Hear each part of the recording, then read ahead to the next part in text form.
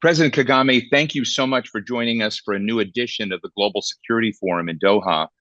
Thanks for agreeing to speak with me. I find it kind of ironic because I think in all of my interviews with you, and there have been numerous, I've never worn a tie. And this morning I said, I really ought to wear a tie. And then you didn't wear a tie, so I'm going to take my tie off, Yes, yes, please. and just do that. But it's great Let's to see you relax. again. Let's relax. Exactly. Hey, well, I want to start. We're at a significant security conference, and security can mean many, many different things and different fronts. It can be global security, national security, regional security. It's also domestic security. And the worst kind of domestic security collapse is what Rwanda experienced now over 30 years ago in the genocide against the Tutsis. And you've just gone through the commemoration of 30 years of that. And I just want to start there. And I really regret not being in Kigali for that. You invited me, and I was unable to be there. But I wanted to ask how your nation feels after that horrible incident. What, as a nation, have you learned? What are the strengths and what are your ongoing challenges 30 years after one of the world's worst genocides? Yeah. Right. The way we feel today, the population and everybody is like the tragedy is behind us. It's left behind many 3 decades, really. But it never gets that distant in the past. Some traces of it we live with. We have to live with maybe for more decades ahead. But what we chose to do in our case was not to be held behind by this tragedy, the immense burden everyone carries from that, because we're also thinking about how do we live our future, a future that is much better than the past. So that's why there is that feeling that of creating a normal life and living a normal life and everyone going ahead as much as we can. So that is the feeling. One of the things that was in my mind when I visited Rwanda the year before last is I went to one of the camps that does reconciliation work and basically really tries to reprogram folks that had been formerly in Rwanda, who had been there, had escaped, had become part of forces that have been attacking Rwanda, etc. But those that had been previously aligned with the genocidal regime before, you take these people back, and I saw and met many of them that had gone through this experience. So that's one vision I had. The other vision I know of is that recently there was a mass grave found in the Huye district of about 1,000 people killed in '94 that weren't previously known in a grave. And I just want to put on the table that must be very, very hard for people to both be reconciling with those abroad, and there's also you've had 30-year prison sentences in many cases for those. That many of those people are coming out of jail. How is that going inside of the grit of society that still is discovering atrocities from the past? The society has been healing, and I think it's in my view something we didn't even expect, that it would go this fast. And we've been working together. We've tried to bring the country back together. That has been, the country has been divided so badly, people made to hate each other, and that's the life. That is the life and the politics they got used to. But now it is the reverse of that, meaning we've tried to build unity, and it is happening. You can see it's something that is also benefiting from the young generation, the young people who constitute, that is 35 and below years old, are 73% of our population. Right. So but of course, these incidents keep reminding everyone that, yes, there is that ugly past we've gone through. We can't take anything for granted. We have to make sure that this division to the extreme that led to the genocide, as we had it in 1994, this should never happen again. We can't allow Right. it. And, so that is what primes everyone to look at what needs to be done in terms of unity, in terms of socio-economic progress that will really erase slowly. It is a slow Right. process, but it will erase the. But it may be slow, but I mean, in 30 years, it's remarkable. Your society, your nation almost disintegrated. And, now I'm reading about Qatar Airways investing in Rwanda Air, a new airport in Kigali coming in 2027. When I was at the gorilla naming ceremony before, I met one of the co-founders of BioNTech.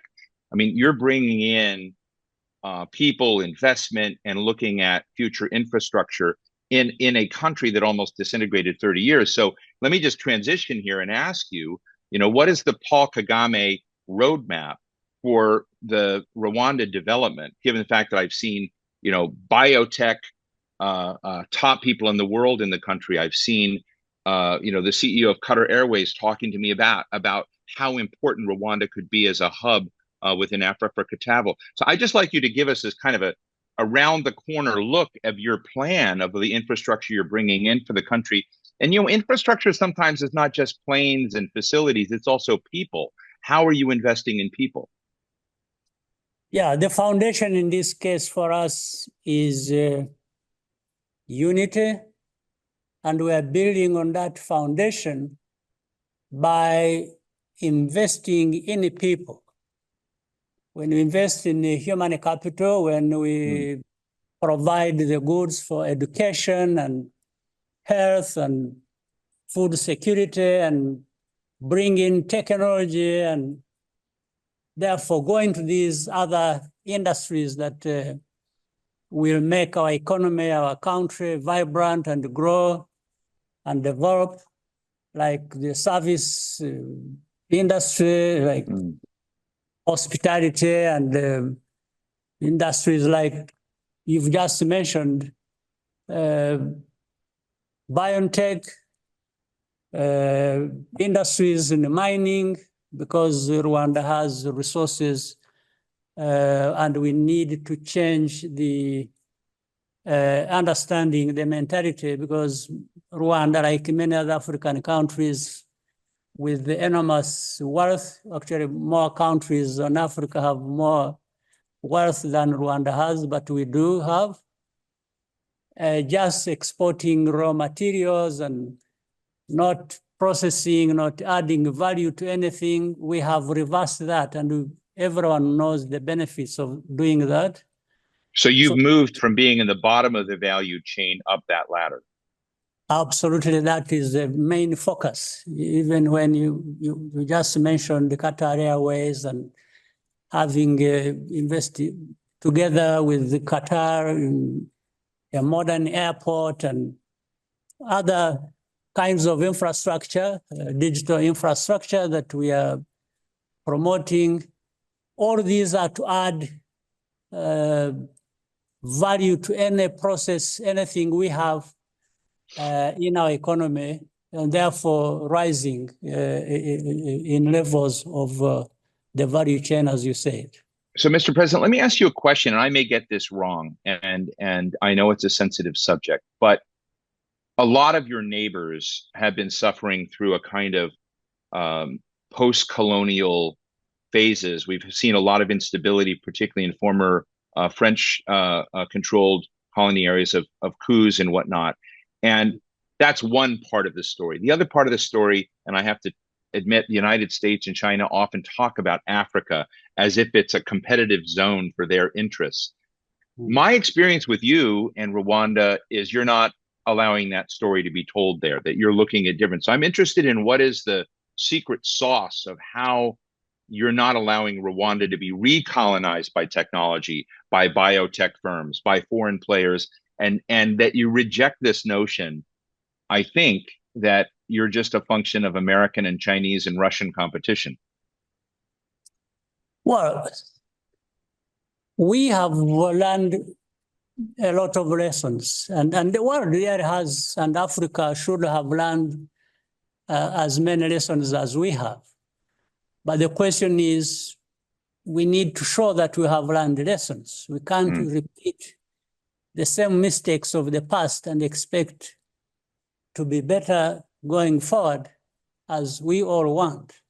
So for us, from the tragedy and from also understanding the politics, the global politics and the relationships and so on and so forth, we have made a choice. And to begin with, we work within the setting of the African continent. So when you talk about United States, China, maybe some other powers, you can say, put them together, Europe, and so on. I think lessons learned from Rwanda, here in Rwanda ourselves, but also similar to many other lessons that should have been learned across the continent. And we are seeing also US, China competition turning into increasingly adversarial sort of relationship. We don't think it is correct for Africa or for Rwanda to just be consumed by these two powers and crushed in between. I think it is important for Africa, for Rwanda, to have this kind of thinking that, no, we have something to do for ourselves. We have lives to live ourselves. We don't live for others, and others don't live for us. And in fact, if you look at Africa, currently about 20% of the global population. In about 25 years, Africa will be constituting 25% of the global population. And that growth involving a middle class, probably the only middle class in the world that will be growing. I mean, how can we waste this asset? And this is something terribly wrong with ourselves. And we shouldn't accept this. So Rwanda, working with other African countries on the continent, we think we can relate, be friends with others, United States, Europe, China, name it, and not be dragged into this kind of conflict that benefits those others who are conflicting among themselves and simply impoverishing more or less forever the African continent. So it's a hard task, it's a struggle, but nonetheless, it's the most noble thing we can do for ourselves. You know, we have limited time today because I'd like to spend a lot more time on this, but I would, tell you it would be a great op-ed for you to write on how you welcome Chinese investment, American investment, European investment in, but you set boundaries and you set laws. It'd be interesting to see what that template looks like. Yes. Because many of us that are, talking about this one don't know about how do you say, okay, China, we welcome you, but these are the lines you're not going to cross. Same thing to Americans, same thing to kind of reverse that issue about, your role. Because I think, to tell you the truth, the history of the African continent and interaction with a lot of other places in the world has been one of Africa being exploited. And so I think it's one of those interesting things that I need to turn around. But you have to put it in op-ed. But look, I want to get to another issue, basically, and that is how you look at security and security in the continent and where you've deployed your own forces to help other nations that have requested troops. You've been very critical of UN peacekeeping missions having inchoate strategy, inchoate instructions. But you've got forces in Mozambique, forces in the Central African Republic. I'm interested in not just why you're there, but what forces need when they're deployed somewhere else to try to secure stability that you think you might be achieving in your own deployment of Rwandan military forces versus some of your criticism of UN style deployments in which Rwanda forces have also participated. Yeah, it's again, if you look at what has been happening, I mean, there is a lot of evidence. People don't even have to, but you can do the audit. Other people can do the audit. You look at every part of the world where, let's say, the UN peacekeeping effort has been carried out, and still in some places still happening. You can see how much has been invested, the presence of numbers of peacekeepers, the amount of money spent, the equipment and everything, and then look at what has come out of that. One typical example I can give you, if you look at DRC, the Congo, our neighbor, we can talk about the problems that are between us and the whole region. And we'll get there. Later on. So over 20 years, maybe 23 now, so much invested in tens of billions. And then if you look at, so what did they get from that? Zero. Well, actually, even this, anyway, the problems continue as they were before. So why can't people just take a moment and reflect on this? Is this the best way to actually deliver peace that is needed in different places?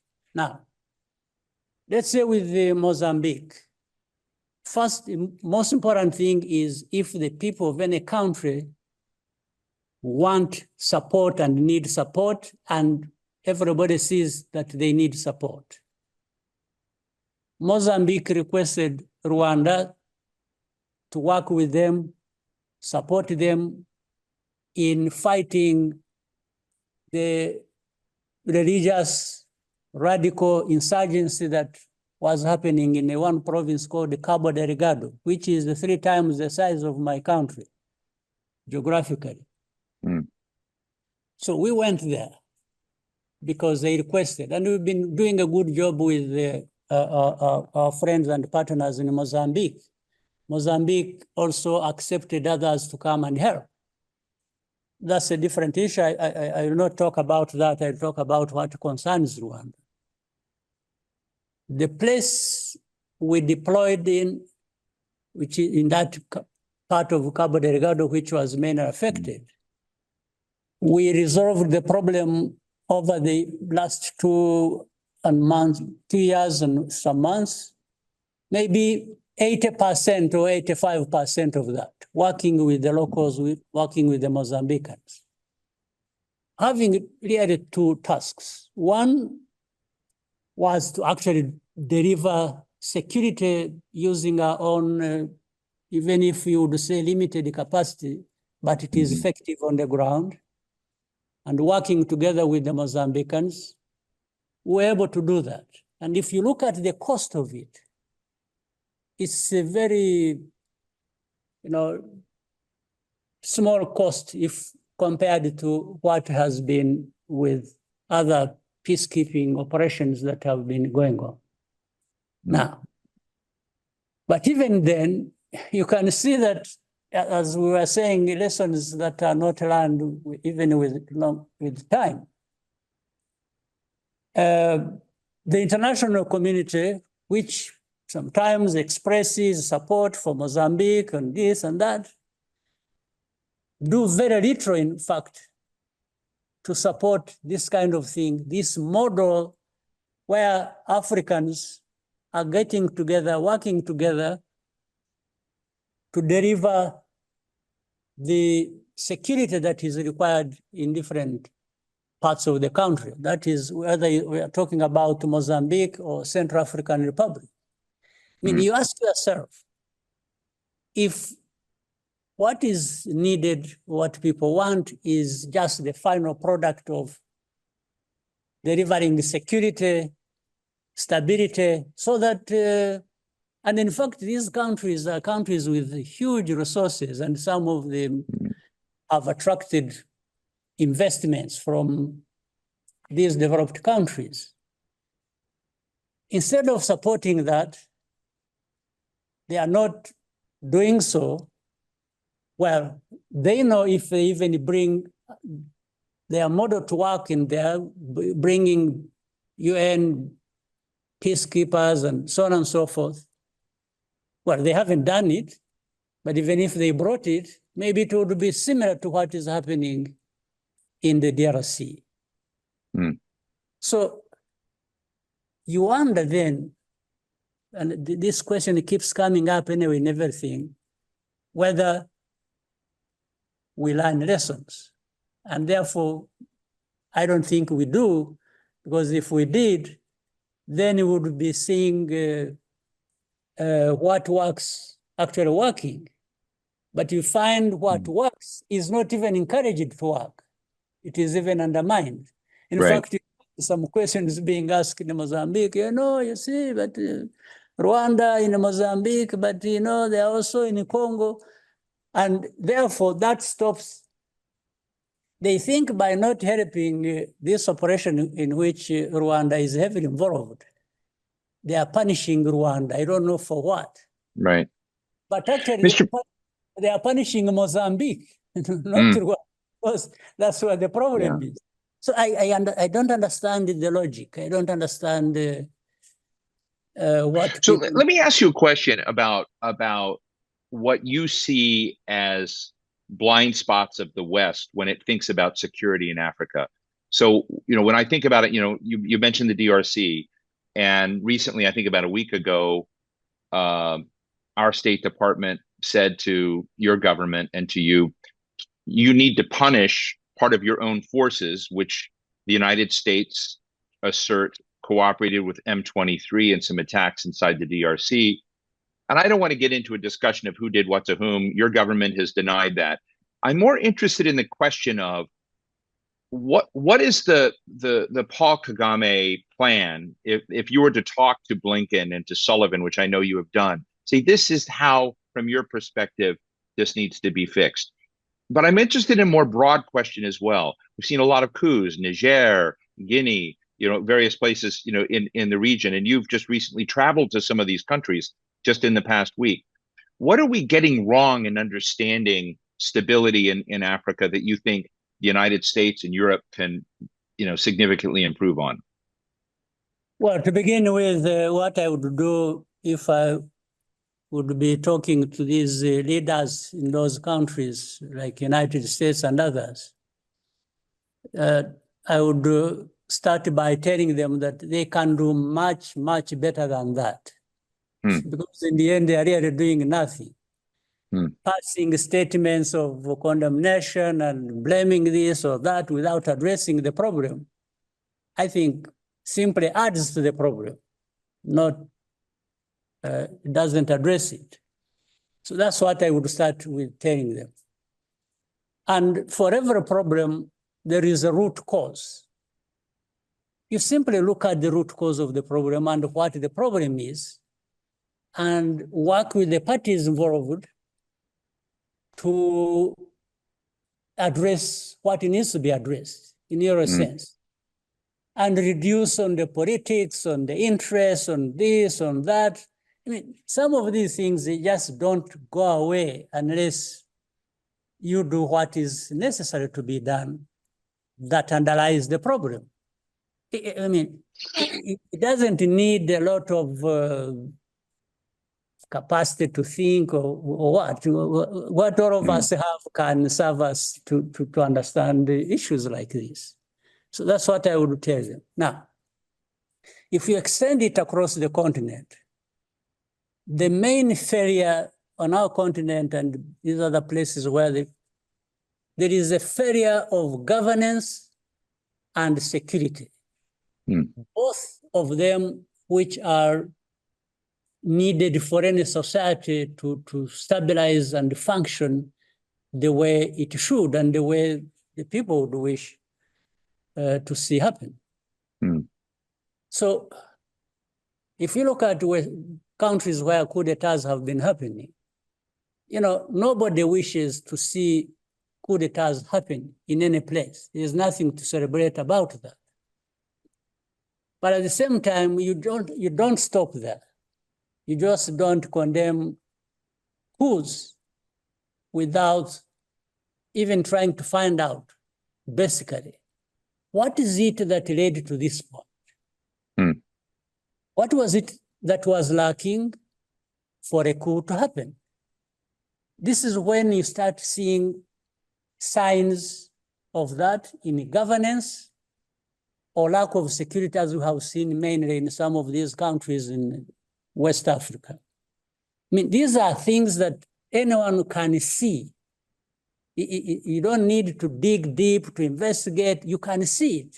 In fact, you can see it before it has happened, and you can tell that something is going to happen in this place or the other. So why can't people, first on our own continent,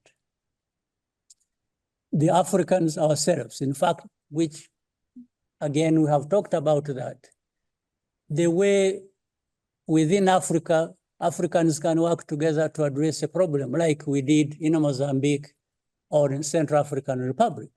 But with even developed countries, support or involvement the right way, it would happen faster and more easily.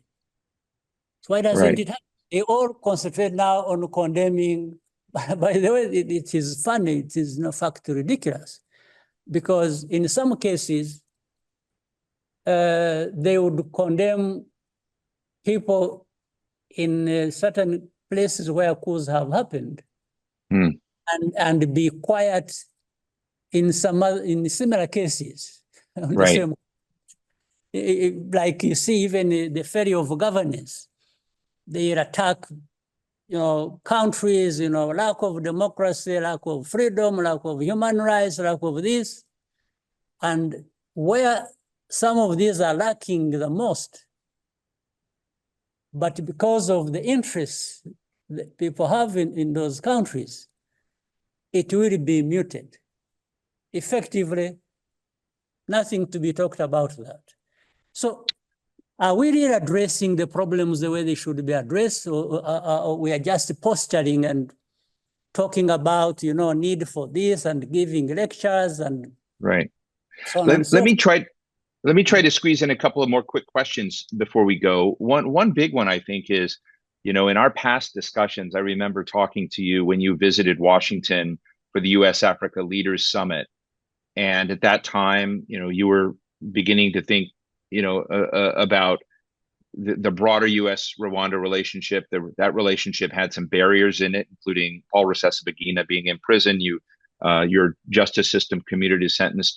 A lot of progress has been made on the stumbling blocks in between Rwanda and the United States. But at the time when you were in Washington, you said, Washington kind of goes up and down. It has a tension and then it disappears. And you said it's very inconsistent. I'm interested in whether there's now a consistency of attention in the relationship between the Biden White House and the Biden State Department, over the importance of relations with you and Rwanda, or whether it is something that goes to sleep for a while and then awakens when there's a crisis or a problem. What is what's the terrain of that relationship? I think you can take my previous statement when you were in Washington. It hasn't changed much. And when I answered that question, I was also conscious that things don't change so easily anyway, in some cases, and with this one, it wasn't going to change. But, and for example, Rusesabagina should not have been a case to quarrel about between the United States and Rwanda anyway, to begin with. Right. But it happened. And we dealt with it because it was there to be dealt with. And we tried to do it the best way we could. We got it out of the way. But even getting beyond that, you're not having, nirvana in US-Rwanda relations, is what I'm hearing. No, not too much. No nirvana. Let me just ask you really. Oh, go ahead. Go ahead. You are going to sleep and waking up. This time there hasn't been waking up. It has been. I'm sure that's going to be tweeted somewhere. And look, the other controversial thing you and I have discussed before is the UK's Illegal Migration Act. Rwanda hosts and brings into Rwanda as part of a relationship with the UK. Asylum seekers come in, and Rwanda has been designated as a safe place and harbor by UK courts. And that's controversial with a lot of people. It's controversial in some, with a judge in Northern Ireland, et cetera. You and I have talked about the environment, the jobs, et cetera, that you're trying to do for these employees. What's interesting to me is that a poll inside the EU has recently said that more than half of EU member states want the same deal with Rwanda, would like to have that kind of relationship. And, it's a complicated subject because asylum and dealing with people that are running away from whatever trauma or circumstance in their life there. But I'd love to get your thoughts on that. And the fact is that despite the controversy that some attach to this practice of moving folks to Rwanda, which I imagine is both economic development, but it's something you're thinking about with regards to population growth. But the fact that a lot of other nations in the EU want it, what are your thoughts about that? Do you want to expand the program? Yeah, putting the controversy aside, we in Rwanda, we insist on trying to do things the best way we can. And there will be people who criticize, there are others who will appreciate what it is for the fact of it. So we chose to be consistent in our way of trying to do things. One, the fact that there have been debates about whether Rwanda is safe, but in the end, it is what it is. You know it, Steve. UK knows it, Europe knows it, US knows it. Rwanda is actually safe. So being safe does not depend on whether somebody likes us or not. It is a good we have provided to ourselves and to our country, and it exists. So let's put it aside. The other thing, what is lacking is the level of development that takes care of our people the way we want, or that would take care of other people who come here, whether they are migrants or whatever, and wherever they come from, to also be taken care of the way they want or we want. That's another thing on the side. So the issue of migration and how we dealt with it started way beyond UK. In fact, even now, today, we are processing migrants who were stuck in Libya, who were trying to cross into Europe and got stuck there, or others were dying in the Mediterranean.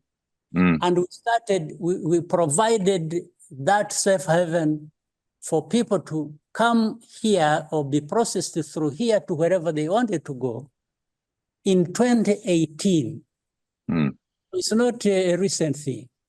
And that time, we had no agreement with anyone, so there wasn't even anyone going to pay for it except ourselves. The people worked for these migration institutions, international institutions, or UNHCR, and so on and so forth. So since 2018, hundreds of thousands of people have been brought by air from Libya to Rwanda. this is what UK, I think, noticed, that there was another way of dealing with this problem, which had turned into a huge problem for them as Right. it is for the whole of Europe. Right. So they asked us if that could be expanded to deal with such a problem as they have it. And we accepted because we have had a good relationship before with the Right. UK. In terms of our development, they have been supporting our development for many years and so on and so forth. So our people discussed, but then we had to discuss it.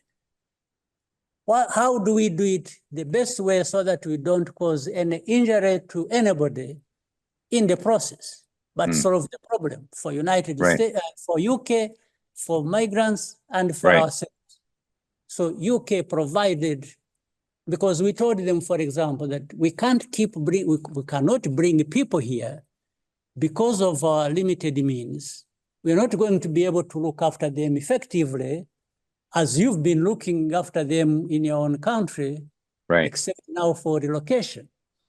So that's how this development component on this part of the agreement came Right. about. But anyway, support for our development was going on even before Right.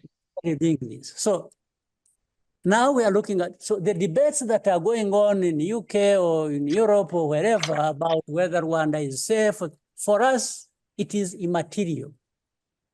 We understand who we are, we know what we have here, we know we can provide the security to anyone, governance, and so what we lack is different. It is the means to apply to it for development of these people. So when people are there debating, is Rwanda safe, is it that? Well, that becomes politics. Well, And it's very popular with a lot of other EU states. Look, I'm getting the signal that we need to bring this to conclusion. I can talk, as you know, for hours with you on these issues, and really grateful for your time. I want to talk about sports and what you've done with sports as economic development and your sports diplomacy in Guinea and Senegal. There are a lot of things that we've got to leave for the next discussion we have, but I really want to thank you for joining the Global Security Forum. I'm excited to see the airport in 2027, and I want to go to a future gorilla naming ceremony, and I'll leave to the audience to figure all that out. But Paul Kagame, thank you so much. Great to be with you again. Thank you, Steve. Thank you very much. Hope to see you next time.